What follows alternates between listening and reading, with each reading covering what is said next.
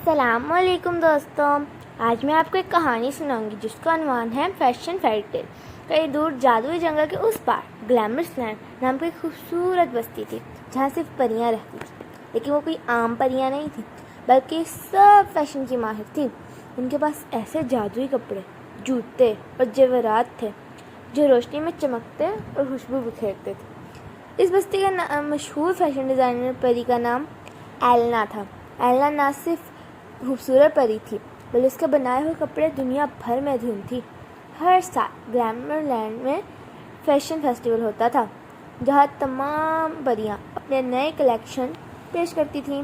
اس سال کے fashion festival سب سے خاص تھا کیونکہ ملکہ فیری روزیلا خود آنے والی تھی۔ جس پری کا ڈیزائن سے سب سے اچھا ہوتا اسے جادوئی فیشن ون کا خطاب ملتا۔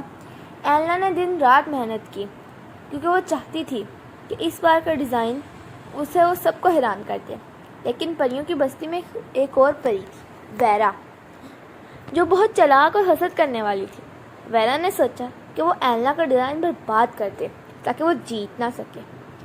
فیشن فیسٹیول کی رات آئی، سب پریاں رنگ برنگے کپڑے اور خوبصورت پروں کے ساتھ تیار تھیں۔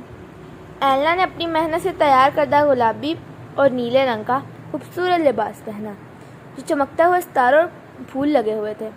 جیسے ہی وہ اسٹیج پر پہنچی، پورا میدان تالیاں بجانے لگا۔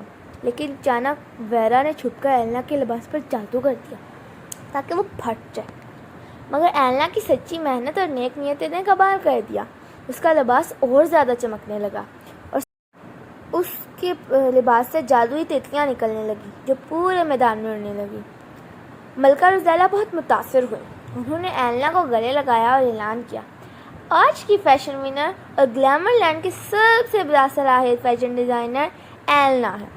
ویرا شرمندہ ہو کر سب کے سامنے معافی مانگنے لگی اور ایلنا نے اسے معاف کر دیا کیونکہ وہ جانتی تھی کہ اصل خوبصورتی ظاہری نہیں بلکہ دل کی نرمی اور سچائی میں ہے۔ تب سے گلیمرس لینڈ میں فیشن صرف خوبصورتی کے لیے نہیں بلکہ محبت، دوستی اور سچائی کی علامت بن گیا۔